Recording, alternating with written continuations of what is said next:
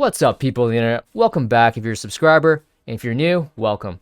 So today we're going to be looking at several things. I want to look at the Solana ecosystem. Certain platforms doesn't have a coin right now, so it's very possible that the early users of these platforms could get an airdrop down the road. Again, just speculation. And the other few things I want to talk about are NFTs. Even though my name's Tom D Crypto, we do talk a lot about NFTs on this channel. So, anyways, with that being said, let's start things off with the Veve Comics. So, Veve yesterday dropped the Avengers comics, and I actually tried to get in on this on the drop, right? And oh my goodness, it was literally impossible. The thing sold out in a second. I kid you not, this thing was hot, super hot. So I just want to show you guys some of the on the secondary market of how much these comics are going for. In particular, the Avengers comics that just got dropped yesterday. So let's look at my phone. If I can get this up here. All right, so we go to market down here, and then we go to comics up in this section right here. And so the one that was dropped yesterday, let's see here, let's see. So yes, Avengers number 8. All right, so here we go, Avengers. So yesterday when I tried jumping in into the drop, I think the price for the comic was like $6.99, right? And so right now, the common edition, just the common edition right now, it's going for $101. And when you buy a comic, you don't know if you're getting a common or an uncommon or a rare or an ultra rare or a secret rare. It's basically randomized. So right now, the common right now is going for $102, which is crazy. Going from $6.99 going to $102. That's insane. That's like over, what is that? That's almost a 20x, right? That's almost a 20x. So let's see here. Let's see how much the uncommons are going for here.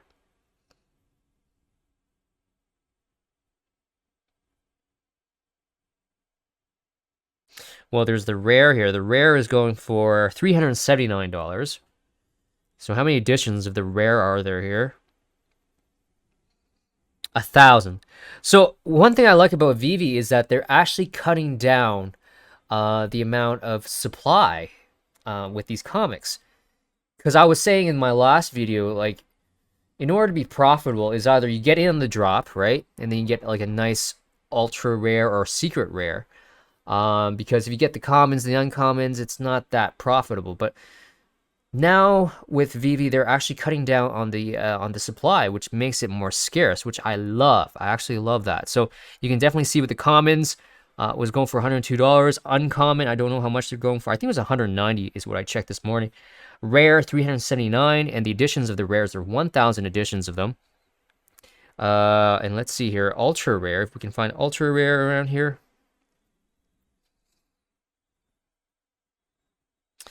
Ultra rare, let's see here. Trying to find it. I don't know why I'm all sniffly right now. This is, I excuse. I'm sorry if I'm sniffling all over the place here, but I don't know. I just started sneezing all of a sudden here. Ultra rare Avengers number 8.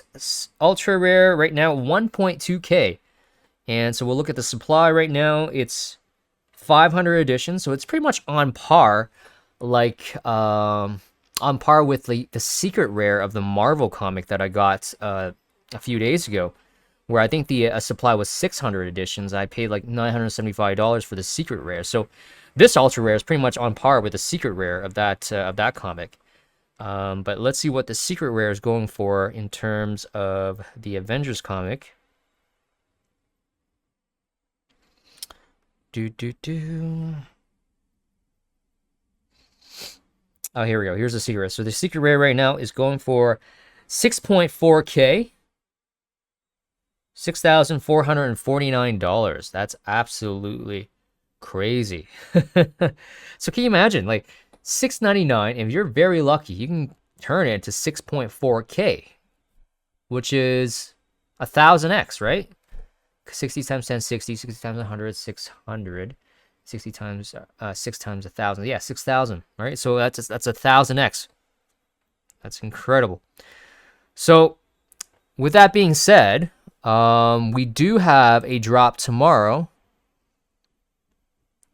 So the first appearance of Natasha Romanoff, the Black Widow, the next Marvel digital comic, Tales of Suspense, drops September 16th at 8 a.m. Pacific time or 11 a.m. Eastern time. So 5 variant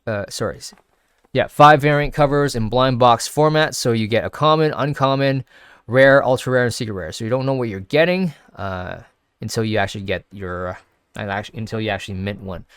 So definitely keep your eyes on this. Download the Veve app. If you guys are new, download the Veve app, and then make sure you buy gems. You top up your wallet with gems, and then I think in this case you really just need $7 worth of gems, because I mean, it's insane how fast these things are selling out right now.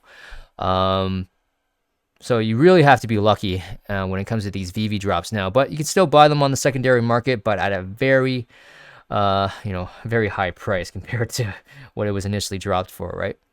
So definitely keep that in mind. And also Veve, if you scroll up a little bit more, they also have the Serial Killers Series 2. It's pretty funny. You got Toucan Sam. I'm definitely keeping my eye on this one. This one's going to be dropped on Saturday, September the 18th at 8 a.m. Pacific time, 11 a.m. Eastern time. Cool. So definitely keep your eyes on Veve. All right, so another NFT platform that I just got introduced to, and I just want to give a shout out to, let me see if I can pull it up here.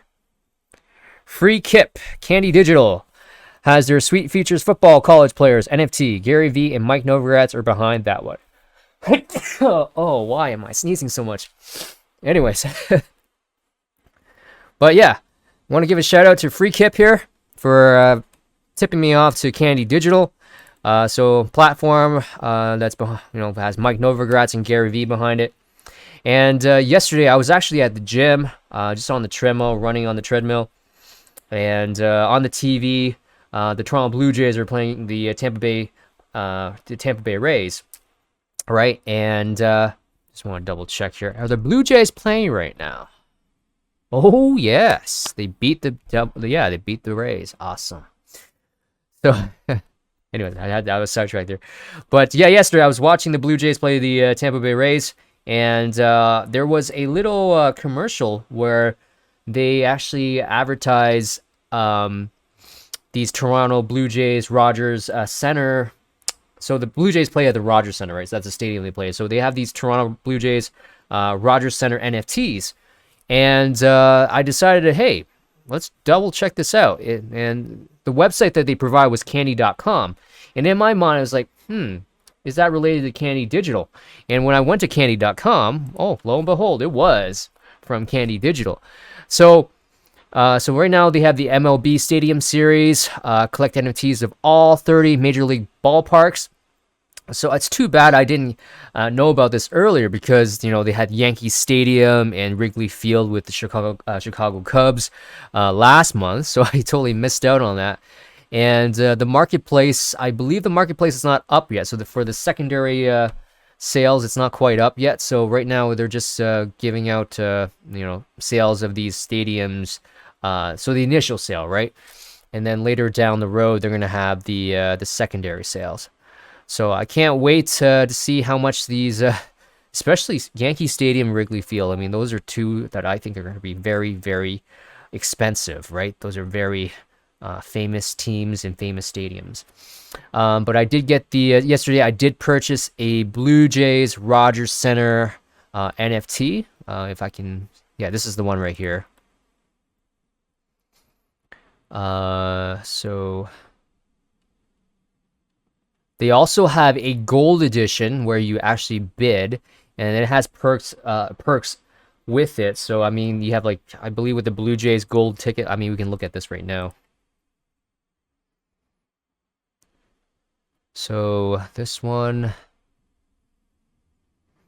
so this is what the NFT is. Let me try. Yeah, there we go. So that's Rogers Center, and that's like the you know, the roof of the Rogers Center. And the cool thing about the Rogers Center is it has an enclosed roof, right? So it can retract and it can expand, it can open up. So that's what it's showing there. That's the roof of the Rogers Center. And so with the gold, so this is a 1 of 1. They do, what I like about this, and remember with yesterday's or the previous video with the AVAX Tops NFTs, I didn't like their platform because they didn't allow crypto, right? They only allowed fiat, or not fiat, but they allowed, well, technically fiat, right? They allowed credit cards. The only method of payment was through a credit card. But with this, right now, I believe the gold edition allows you to do ETH settlement, right? So you can pay with crypto. But the ones that I got yesterday, like the open edition NFTs, they asked for a credit card, so I couldn't buy with ETH with that one. But this one, it looks like they do accept ETH for the bigger NFTs, right? So this is a 1 of 1.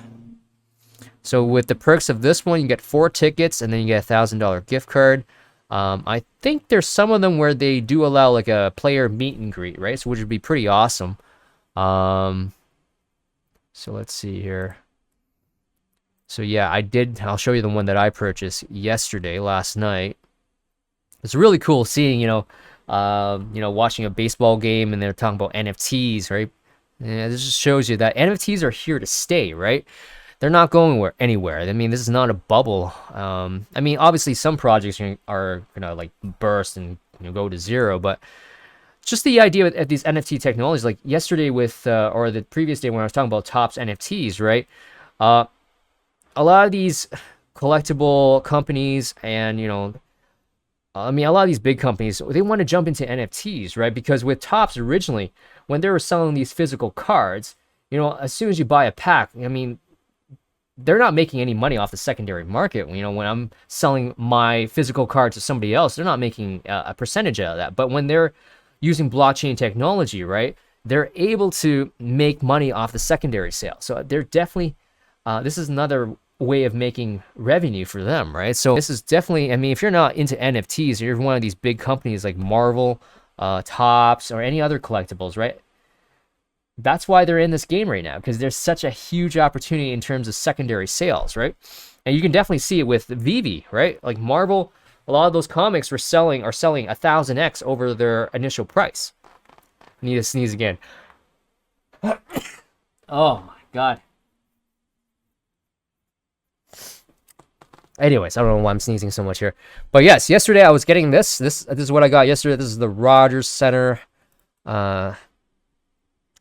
It was $100.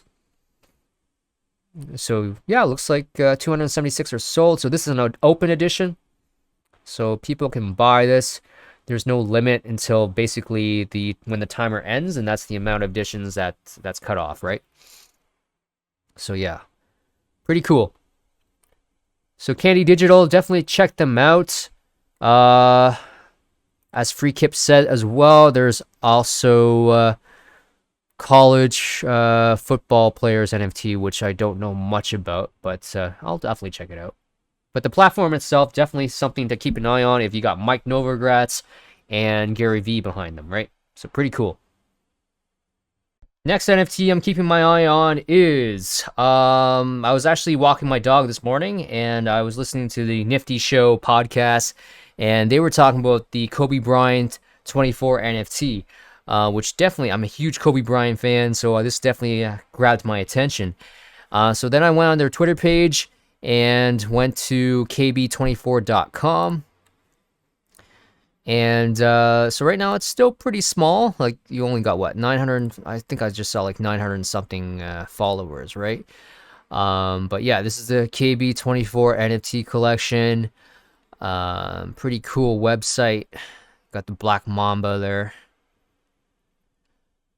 All proceeds from the collection will be donated to Mambacita Sports Foundation, the nonprofit founded in memory of Kobe and Gianna Bryant. Reserve now. So yes. So right now, I mean, I highly recommend you definitely check it out, guys. But right now, there's going to be 10,000 of them. The mint price is going to be 0.08 ETH. And it looks like you do need to reserve a spot in order to mint one, right? So to get into the pre-sale, into the pre-sale. So yeah, definitely keeping my eye on this one. I actually entered my information, and then hopefully I get a spot in the pre-sale, right? Otherwise, I mean, a lot of these projects right now are having a whitelist and a pre-sale, so there isn't that huge gas war that absolutely just kills and cripples Ethereum, right? So yeah, definitely keep your eye on that. What else do we have here? Also, yes, with was also another shout out to DCL Blogger. I was listening to his stream yesterday, or watching his stream yesterday, and he brought up these NFTs of Ross Ulbricht, which is the guy behind Silk Road, and he's in prison right now. I think he's sentenced to life in prison. But there's these NFTs on digital.com, which you can claim for free. These are these free Ross NFTs. So let's see. I mean, if you look at, I mean, if you want more details, then I highly recommend you watch DCL Blogger's video. But if you go to digital.com, so if I type in digital.com, and then what I do is I go to dashboard. Make sure you have MetaMask installed on your computer as well. And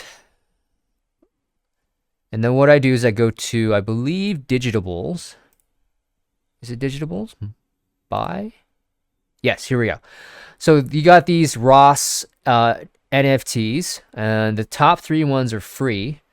So let's see. Obviously, you have to pay the gas fees in order to mint them. So this one right now, 13,200. So there's still quite a bit left.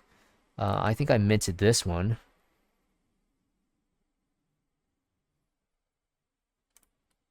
I don't think I minted this one yet. Okay, let's mint this one. Let's see how much the gas fees are. Gas fees are ridiculous, $54. But I'll mint them anyways. But like I said, if you want more details, definitely watch the stream from DCL Blogger on September the 14th. He talks more about it. I'm just going to show you guys how to mint them. That's what I'm going to do for you guys. So, I mean, these NFTs could be worth something, you know? These guys could be worth something down the road. You just have to pay for the gas fees, and then who knows? Who knows how much it'd be worth down the road. Next on the list I want to talk about is Solend. So this is a Solana platform. It's kind of like Aave on the Ethereum network. It's a borrowing and lending platform, so a DeFi protocol. But the reason why I'm interested in this right now is that they don't have a token yet. So, hearing people talk on Twitter, I'm hearing rumors or murmurs that there could be a potential airdrop if you use their protocol. So, I mean, you see people on Twitter right now, borrow and lend on Solend.fi. This tweet makes me feel like we could see an airdrop. I confirmed in the Solend Discord there's going to be coins given for current platform users, liquidity mining rewards. No real details yet, but the gist of it is that the more you use Solend right now, the bigger your airdrop is going to be. And, you know, when Solend airdrops, sir. Solend doing airdrop in future.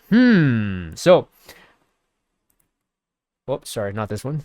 But yes, I highly recommend.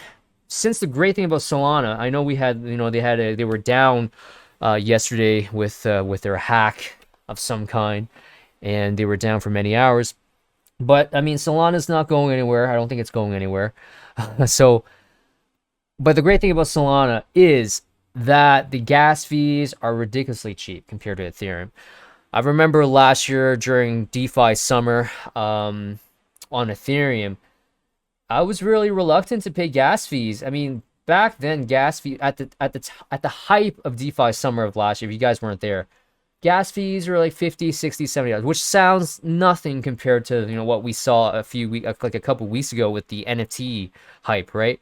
Where we're seeing like 200, 300, 500, $1,000 gas fees, right? That seems like a lot. But back then, 50, 60, $7 was a lot to us at that time, right?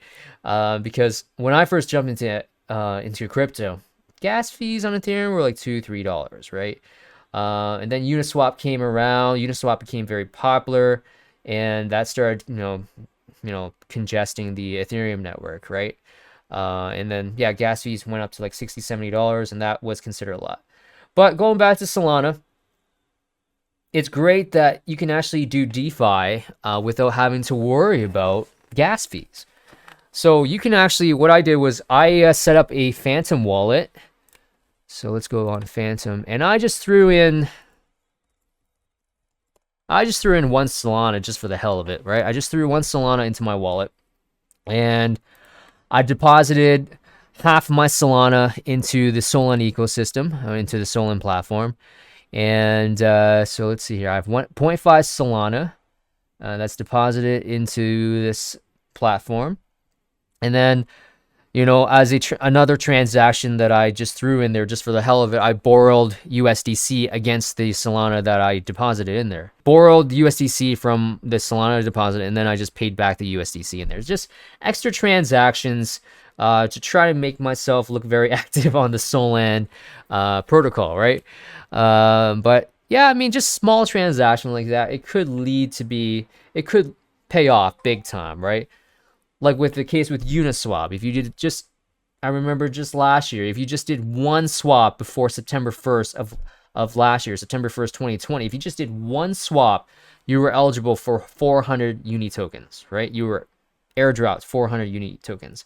And I had two wallets, and I had 800 Uniswap tokens, right? And the same thing with DYDX that was recent. I mean, they released their token recently, but I remember, Chico Crypto was talking about DYDX airdrop last year, and I just did one trade of like $500, like a leverage trade of $500. Like I said, I had no idea what I was doing. Actually lost money in that leverage trade, but it didn't matter because, like 9-10 months later, I got a huge $10,000, $12,000 airdrop from DYDX, right? And I know, U.S. citizens aren't eligible for some of these airdrops, which sucks, which absolutely sucks. So, but I mean, if you're fortunate not to be American, right? These airdrops can be very, very lucrative for you, just with a very small amount. With Solana, like I said, gas fees are so cheap, so it's very easy. Just deposit maybe one Solana or even half it, like I did. It's just half a Solana in there, deposit it, and you can get to earn some interest on that. So let's just do this, all right? Just so I can show you guys. I mean, some of you guys are new, so you probably need to be handheld a little bit. That's fine. That's fine. Everyone starts somewhere. So on Solend, go to Solana, click on, so if I want to deposit Solana, I click on this. If I want to supply, some Solana, put them into the platform so you can lend it to people to borrow, right? So I'm lending out my Solana. Let's see if I want to lend. I don't know how much Solana I have left in this wallet here. Let me see. I have like 0.23 Solana. Let's say if I want to put another 0.1 Solana in there, right? Supply 0.1 Solana. Confirm transactions. There we go. Sneezing again. Approve. Yeah, there we go. Deposit 0.1 Solana. Let's say if you want to take it out, right? So if I want to take it out, I go to, let me get myself off the screen here. So I have assets supplied right here. So right now you see I have 0.6 Solana deposited. If I want to, take out my Solana, I don't want to lend it out anymore. Withdraw. Let's say I want to withdraw the whole thing, right? 0.59 Solana, 5999999, and then the rest is the gas fee, right? So then I can do that. But you know what? I'm just going to leave it in there. I'm just going to leave it in there. Also, the other thing is, like I said, just play with a small amount, because some of these platforms, there's a risk involved. Because if there's a hack of some kind, like, someone comes in and hacks this whole platform, your money that's in here could be gone. So there's always that risk, where, I mean, there is no insurance here, guys. This is the whole point of DeFi, right? So there's always that risk in case if there is a hack, then you'll lose money. Of course, there's companies right now that are trying to, put out insurance, so they can protect you in case if there's a hack. But, right now, I mean, we're still super early in this ecosystem, that we're not there quite yet. So that's what I'm trying to say. So yeah, hopefully that helped, guys. So let's move on to the next subject. So the final thing I'll talk about today is a project that I've been following for quite a while now, and it's called Lukso. So Lukso, one of the great things about Lukso, and the first thing that actually grabbed my attention with Lukso is, I'll show you if we go on their website. So I guess the thing with Lukso is they're trying to make blockchain technology.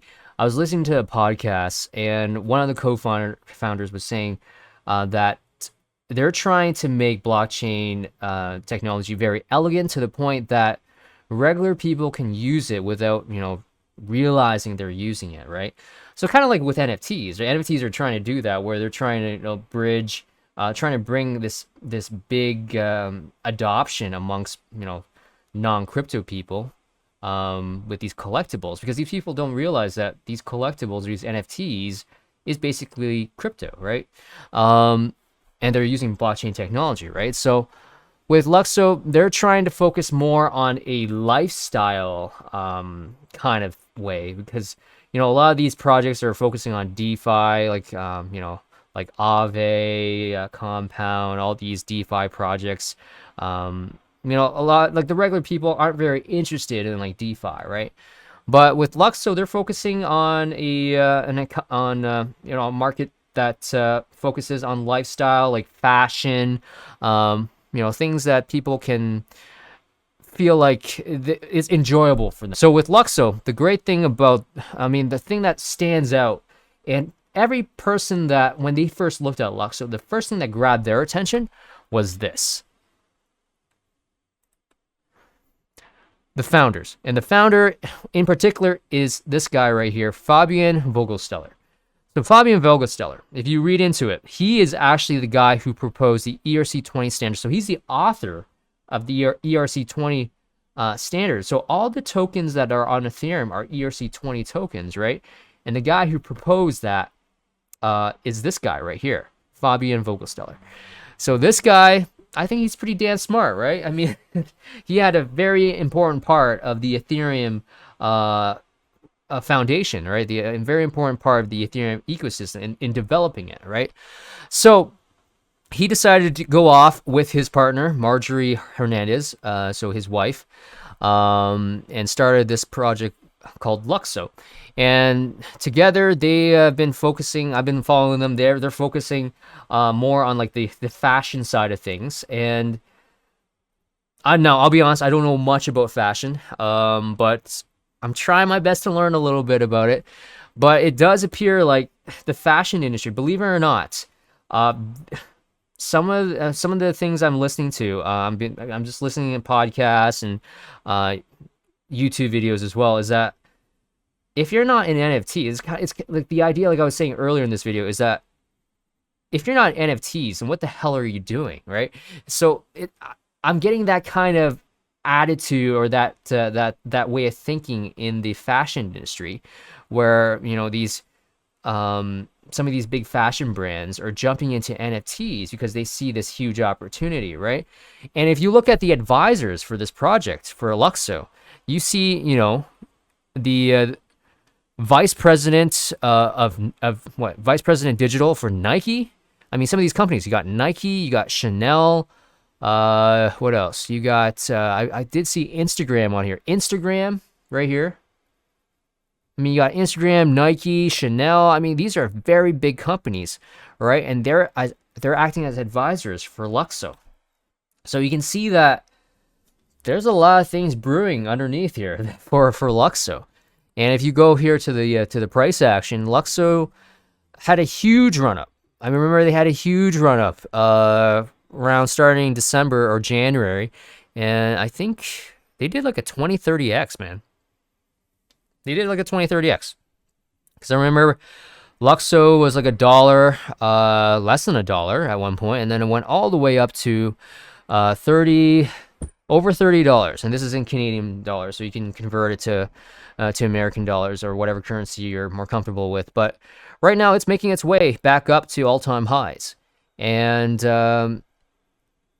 this is definitely a project I would definitely keep an eye on. And it's probably a project, in case if there's a bear market that starts today, I'd be very comfortable holding, because I can see a lot of things going for it. All right, definitely the advisors that are behind the project, and with Lukso, they actually did have one of their marketplaces called the Dematerialized that just got launched not too long ago, and I actually was fortunate to take part in a drop that they did today, and this had, let's see this. So drop number 6, I got into this one, the Rebecca Minkoff. So if I go on the Dematerialized website, buy your Rebecca Minkoff NFTs here. Oh, sorry, it's over. So let me go on the actual website here. Okay, here we go. This is the marketplace, the Dematerialized Marketplace. Maybe I can get myself off the screen, maybe. But yeah, I mean, this looks crazy, right? Like, who would buy digital clothes, right? Like, who would buy digital clothes? You got a full outfit here that got sold out. I was really close to getting this one. I mean, there were only 10 of these, and I was actually in the middle of buying this. This outfit. Not that I can wear it, obviously not, but just for an investment purpose, right? Or I could just give it to my girlfriend. She can probably try it on digitally, right? But supply 0 of 10. I mean, there was only a 10 supply here. And the great thing about this, it does allow you to use MetaMask. So you can use MetaMask. You can use your ETH in your MetaMask to buy it. But while I was doing this, I was in the middle of transacting, and I actually connected a wallet that didn't have enough ETH, so I couldn't process the transaction. And then obviously the next person that jumped in, they scooped it up, right? So I couldn't get into that one. But I did pick up a handbag. This sounds crazy, but I did pick up this handbag, and there's 100 of these. You know, who knows? I mean, these things could be worth like a lot. Remember, guys, my investment strategies to get into these big brand, these companies or these NFTs with a big brand behind them, and just hold them long term, right? Because these are the first companies that are adopting NFTs, and then it's inevitable NFTs are going to take off, right? That these are the early pioneers that adopted crypto, that adopted NFTs, right? And we're the one that holding these NFT collectibles, right? That they could be worth a lot down the road, right? I also got an NFT hoodie. I love New York hoodie. So you could also wear this with your Snapchat. I haven't tried that out, but that'd be interesting, right? So, I mean, if I, let's see if I go in my wallet here. So they do give you the option here to try it out, right? So you can capture it. So this is only available on iPhone. And then you can wear it with your Snapchat filter, I guess. I haven't tried it out, but I mean, this sounds nuts, right? I mean, who the hell would spend money on digital clothing, right? But I'm going to play you guys a podcast, or a snippet of a podcast, and it does have the co-founder of Lukso, Marjorie Hernandez, and in particular, the host is talking about how his daughter, I think his 10-year-old daughter, would rather spend in-game items in Roblox rather than asking for real physical things. She actually prefers to buy in-game items, right? So I'll let you guys listen to this podcast, a little snippet of it, and then we'll talk more about it. some people, I think, sort of gaming it could be one entrance. Certainly for me, in understanding the use cases, I always use my daughter. She's 10 years old as an example. She does not want to spend her allowance on physical clothes. Rather, she wants Robux to buy stuff in her Roblox environment. I will never forget the moment where she was yelling at me from her room, asking, "Dad, can you come here? Do you think I should use this cap?" And when I got into the room, she was not wearing a cap. Rather, she was holding her phone up to me and showing me her avatar. And I think this is a moment I will never forget in my entire life, because she was not saying, "Do you think my avatar should wear this cap?" She was saying, "Do you think I should wear this cap?" And for her, where she spend sometimes most of her time, certain weeks with her friends, is within these environments. But I think sort of as a grown-up, you tend to, if not dismiss it, but just subcategorize that as that's just gaming, that's just play. So then we come to the notion of the metaverse, which is, to me, I kind of categorize it as the grown-up version of gaming, or gaming or the gaming universe for people who are not into gaming, meaning digital spaces where we can interact, have conferences, consume sports events or entertainment, or we're so much in the beginning of the potential of this. And as you mentioned, Corinna, perhaps this year of being on Zoom and Teams could be the starting point of us just realizing that digital spaces is something that's natural to us. So that's the host talking about his daughter wanting to buy, digital things rather than buying physical things, right? And then I'm going to let you listen to what the co-founder has to say about also her kid, her son, of wanting, the same thing as well. So listen to this. And Marjorie's also got a funny Roblox story she might share with you. Yeah, I have a very good Roblox story. Karina and I, my son is also part of our very close research group for Karina and I. He's also 10, as your daughter is. And he's very passionate about gaming in general and programming. And, well, he's our kid, so what do you expect? But Karina, I sent her, I was trying to record him, but I was too slow. He was screaming with everything he has, with his friends online, the countdown for the drop of the Gucci handbag or the whatever it was called. They were screaming. These are all boys, right? They're screaming because the countdown for his handbag, and then the handbag, drops. And because we have the fastest internet on all Berlin, and his computer is like this thing, he got it super fast. So he got it within 10 seconds, and he's like screaming out of excitement that he got this so fast. I couldn't believe it. And I hear him talking with his friends. I picked him up at school, I think it was 3 years ago now. And he was talking about this concert, or 2 years ago, about this concert in Fortnite. And then a group of kids passed by and they say, "We were also there." And it was for me very similar to your experience, like this, we were also there. It's not like, "Oh, I also saw it." It's a very different statement for saying, "I also saw that." It's like, no, I was also there. So I think for those guys, there is this line is very blurred. I think we're much older and we see this almost like as intellectuals, like we're observing and understanding. But I don't think we really, really, really experience it and feel it in the way these guys feel it. Because for them, this is part of like built environment, right? This is part of like, you have doors and buildings and cars and you have this environment. It's just as natural as the rest of the world it is for us. So I think the metaverse, obviously right now, back to your question, So you heard it right there, guys.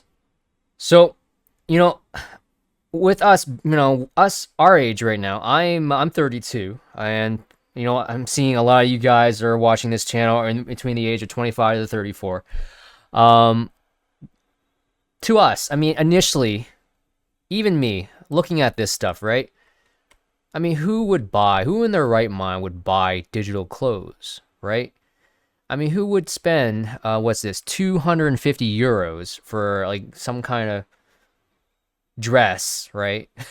Where you can't wear. That's the whole purpose of clothing, right? To cover your body physically, right? But as you can hear in the podcast, these two, I mean, they're both parents, and they're talking that both their kids, get this huge excitement, this huge dopamine rush from getting assets that we can't physically touch, that are virtual, right? So the kids that we see now, I mean, their way of thinking is basically a precursor to what the world's going to be later down the road, right? So there's going to be need for, I mean, there's going to be an urge for people to want to buy these things, right? I can definitely see now, understanding the mentality of these kids, I can see, you see Lukso partnering up with, they having a person from Instagram as their advisor, right? Her. I can definitely see Instagram influencers trying to, definitely getting their hands on digital clothing and trying to, flex on people, right? Trying to get, incredible amount of likes and they're trying to get likes and followers, right? So I can definitely see Instagram influencers jumping into this and getting clothes, because right now, obviously, the market for digital clothing is in the application of games, right? Games I can understand, because people have avatars in games and they want to make their character look cool, right? But eventually, like I said, I mean, in the real world, I mean, I can see people wanting to buy clothes, and because you can definitely try these clothes on virtual, I mean, in augmented reality, right? So you can, take a photo of yourself, or have put yourself on screen, and then the clothing just layers on top of you, right? So definitely something pretty cool. I mean, I can definitely see, I mean, Lukso has a lot going for it. I mean, can you see Nike doing some of this stuff? Absolutely. I can definitely see Nike doing this stuff where they have like virtual shoes, right? And also, I don't know what's going on with the site here. Yeah, I'm not sure what's going on with the website here. But you can definitely see Nike. I can definitely see Nike having, shoes like this. I mean, you definitely see a virtual shoe right there, right? But some of these companies can have like QR codes on their shoe just to verify, on the blockchain if these are authentic shoes or not, right? So just another application of having some like physical items that are backed by an NFT. I can definitely see Lukso doing something like that. I mean, this is just all speculation, but that's definitely something I can see. But yeah, guys, I mean, if you guys don't want to buy like these particular NFTs, obviously, if you believe in this project and seeing where this world is going to, right? Maybe you invest in Lukso, right? And like I said, Lukso has definitely had a huge hype cycle, and then it definitely cooled off, and now it's on its way back up again. So anyways, guys, I think I'll leave it at that. If you guys are new to the channel, consider subscribing. If you like the content, like the video, and I will see you guys next time.